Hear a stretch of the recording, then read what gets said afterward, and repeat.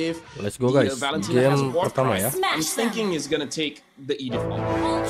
RRQ versus most likely. ALPHA7. Let's see how this goes, man. Potential fireworks in the early game. This is ALPHA7 against RRQ Hoshi, game number 1. Yep, looks like Rince is taking Quantum Charge as well. Basically a generally good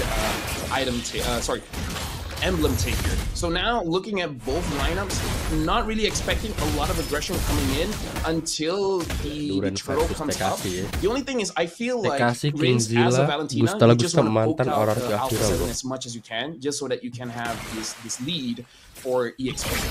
The Quantum Charge choice here for Rince, it kind of suits his style. He wants to be up close and personal, and that extra bit of movement speed is going to allow him to actually be more active, and it's also good sustain because Rince likes trading a lot. In the mid lane though, already, we have a 2v2 here. I think that Kalia is the great equalizer.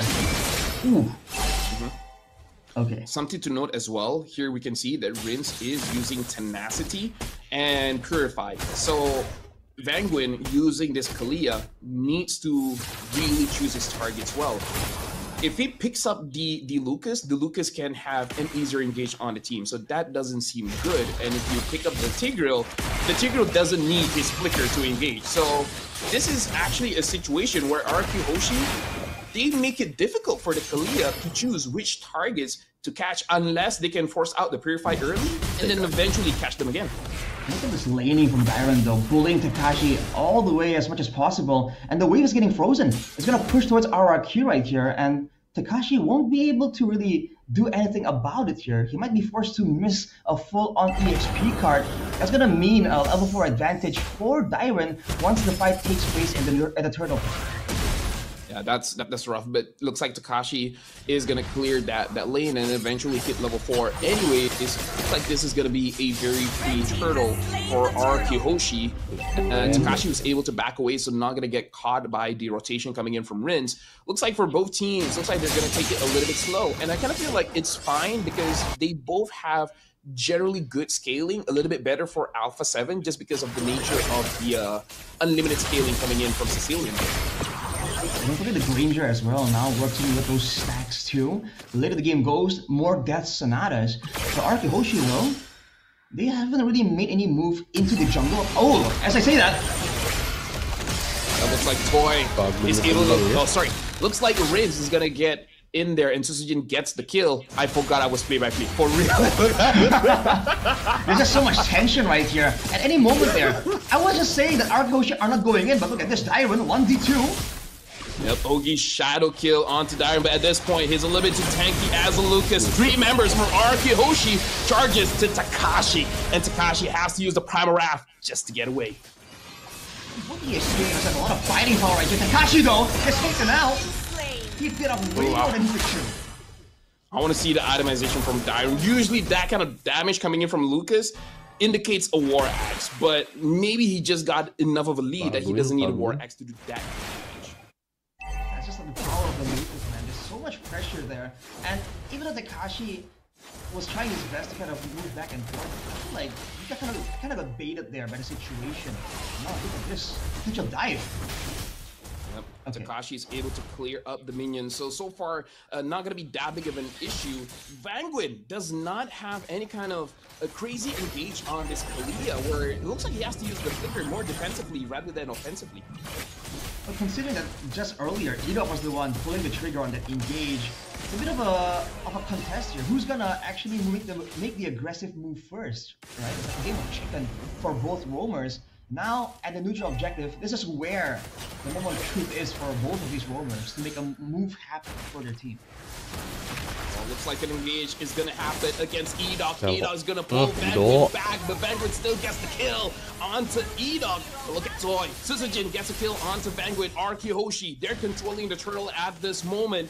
Gusta is using the opportunity to get any kind of poke that he can. Either way, RQ Hoshi wins that trade. Ooh. Oh, it's not over. Sutsujin is looking at Gusta, and it looks like 4 members of RQ Hoshi are hovering the bottom lane. RQ, man, they get something, they gotta push a bit further to see if they can get even more. But right now, the composition for ALPHA7, is that they have two great utility picks, the Edith and the Kalia, but they don't really have anyone that can kind of stand in the front and take all that damage. Not right now, at least, without some more items. So for RK Hoshi, as long as they all land their damage onto the right person, the same person, it seems like ALPHA7 Esports are going to be forced to concede ground just because they can't really sustain from the initial collision. Personally, for me, if anyone's going to frontline, it is going to be Takashi, just so that he can get a little bit more stacking in before he uses the Primal Wrath. But still, you prefer not to. Right now, RK Hoshi, they're 2,000 gold ahead, ALPHA7. Main aman ya. I would say this is a spot that they really don't want to be in. Absolutely not, man. Letting RRQ move around as they please. But what choice do they have? Even down there, ALPHA7 were trying to match the push. We're trying to clear the wave and save their bottom side turret. But RK Hoshi immediately go into the jungle and just threaten the potential for Edok to make a move here, especially with the flicker available. It's just way too dangerous, and ALPHA7 are just trying their best to avoid it, but Vagrant. Oh, looks like he engages, forces out the Purify, but Gusta still gets taken down. Dyron goes to the back line, trying to get a kill, but he himself gets taken down by Syndra. And now RK Hoshi, are they overstaying their welcome? Rinse, very, very low HP, just one attack away from death. Escapes, just barely there. And I was saying Dyron looks like he's going for a War Axe. It looks like that is going to be his first item, the War Axe. It's going to be way more damage, way more sustained for Dyron when he's frontlining. But right now, ALPHA7 Esports have control over the turtle situation. RK Hoshi might have made a mistake here. Edok trying to check the bush, dashes away. KingZeal gets a kill. Banget has no place to go. Killing spree for Sutsujin. Zaman Force activated by Toy just to push ALPHA7 away from the turtle. ALPHA7 Esports were the one to try and attempt the pickoff, but RK Hoshi were able to like match it. It's almost like they got what they wanted and pulled back, but Vaguin was kind of left alone in the front there. That's the all-in nature of that Kalia, man. Not a lot of ways to exit from the fight once you jump in. So RK Hoshi. Yeah, sorry for cutting. This is why, personally, for me, when I'm using a Kalia, I want someone with a little bit more burst, because we saw that Edok was engaged on, but it took a while for him to die. He's able to dash away first, bring someone with him, and then gets a trade. So, you know, I just don't like Kalia paired up with a late game hero. And ALPHA7 Esports, maybe they would have had access to more damage, more burst, if they had more items, right? They're almost 4k gold behind at this point, which is why they have to take it a bit easy here. Later on, when Gusta and Syndra can deal that insane late game damage, then the Kalia becomes a bit more of a threat. Right now, though, RK Hoshi are just very happy to take these moments, fights like that. And Rince, earlier, escaping with a sliver of HP, that's what he plans on doing, man. Getting up close and personal, that's exactly why he went for the tenacity. He wants that damage reduction because he knows he's going to be in the thick of it. Right now, Gusta. Mereka mau fokusin mid sih, guys. Yes. That's so last year, okay? Okay, probably last year. But either ways, Gusta, he has the Sky Piercer, so if he's able to get a kill, maybe things can turn around for ALPHA7, but you know, it depends on whether they get a good catch or not, which looks like Banget is struggling to get a good catch. I think this formation here, 3-2 from RRQ, two members on the bottom side, attempting a potential pickoff, and they have Dyron, who is going to be so tanky that even if ALPHA7 Esports take him out, it's going to come at a cost, but it might just happen. Edok, mata di Edok. Mahal. Whoa! Not sure what happened there. Big damage. Sutsujin gets a kill onto Syndra. Toy able to take down KingZeal, and that's a wipeout! What? One engage and it's such a wipeout! Bro, the damage, the engage, the juggling of hard aggro. RK Hoshi, that was a clean fight. And they're not even rushing to take the Lord. They're just pushing out objectives here. They know they can use the Lord to try and bait another fight afterwards. That was crazy, man. I mean, Sutsujin just got the Malefic Roar right there, and you're immediately deleted straight up. Yeah, it was unfortunate the camera was panning away, but the way that it's set up, it looks like with the implosion, and then maybe Dyron got the other two changing his form and then grabbing two, and then afterwards, just Sutsujin and Toy dealing damage, but that was a big setup. I was not sure how it started. We just know. I think it started with Dyro just walking into ALPHA7 Esports, and they were kind of confused. Like, do we try and pick him off? He's really strong right now, this Lukas, right? Or do we back away? And in the middle of the hesitation, I think that's where Hoshi potentially made a move there to force ALPHA7 into a fight. Now though, they have this Lord. So ALPHA7 Esports, what's the plan here? If they want to go for some kind of moment, they can. They have good clear with the Granger and the Sicilian. They just have to be careful of the engaged potential of Hoshi. Power them, just clear minions. Just clear minions, wait for 18 minutes, and then maybe you have enough stacks on the Sicilian to get a kill, you know? At this point, the clock definitely is favoring ALPHA7 Esports, so Hoshi have that urgency. That's why they're pushing really aggressively right now. The base, the protection is going to be used up in the mid lane as well, but that's one base tower taken for Hoshi, and they might get this one on top as well. Hoshi with the conceal, looking for someone. It looks like an engage coming in from the Korea. Oh, he's gonna get that kill. Look at Implosion grabbing two.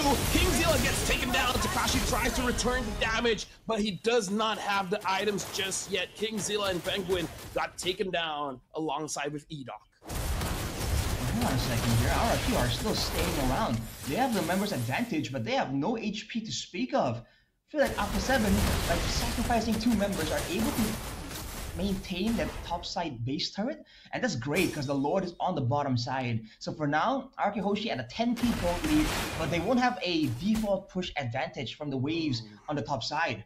As we take a look at some of the items right here, the Queen's Wings for Dyron, man. He knows he's going to be getting all in there, wanting more reduction, more sustain. The all-in nature of the Lukas is just being used to its full potential right here. And for Toy, he's still scaling up really well. 3 items with the Holy Crystal already completed. So the burst damage and the DPS is actually really great for our RRQ. Whereas for ALPHA7, I think they have a Sky Piercer on the side of Gusta Lagusta, but he doesn't have stacks to speak of right here. Please pick up though. Hey, that's the first stack. It always starts with one, right? Yes. So you got one stack and then work on it. Like maybe they could do it. Guys, yeah. Maybe, man. Yes, Syndra as well already has the Wishing Lantern. So now for Hoshi, at least when it comes to the dance, the poke game, ALPHA7 Esports are a real player. Like they have actual damage to speak of. Hoshi though, definitely with a bit of disrespect, they're sending Dyron alone, 1v5 technically. But the Lord might just be taken right here. ALPHA7 Esports are nowhere close. Yeah, I feel like it's hard for them to contest as well. At this point, I would just use this opportunity to control your own jungle and try to give as many stacks to Syndra and as many gold to Gusta Lagusta, because yeah, I feel like if they try to contest, that would be a big trouble. I feel that's definitely the way to go right here with that composition. For ALPHA7 Esports though, I feel like now, right, when they are ramping up in damage, when 1 or 2 items, or almost 3 items have been completed for their main backline carries, the Sicilian and the Granger, they can start pivoting more towards a proper front to back. And what that means is they should be using the Earth Shatter, all these other crowd control tools from the Kalia and the Edith to kind of stop Edoc. Because realistically here, if Edoc doesn't get a big implosion, there's not a lot of ways for Hoshi to really get everyone together and go for that big combo, big damage, right? And if it becomes a long, drawn-out, sustained battle, ALPHA7 Esports have the advantage. Wah, kurang ya. Was cancelled by Gusta Lagusta. Tetap tidak masih punya flicker sih. Hitting on to Edoc. Morris in the bottom lane. Dyron flickers in, but almost no HP. Looks like the Kalia was able to grab Sutsujin, but the Kalia gets taken down. Edoc gets taken down as well, but Toy is ending the game, and game number 1 goes over to Hoshi. Kita usahakan final Indo versus Indo ya. Kita lanjut ke game.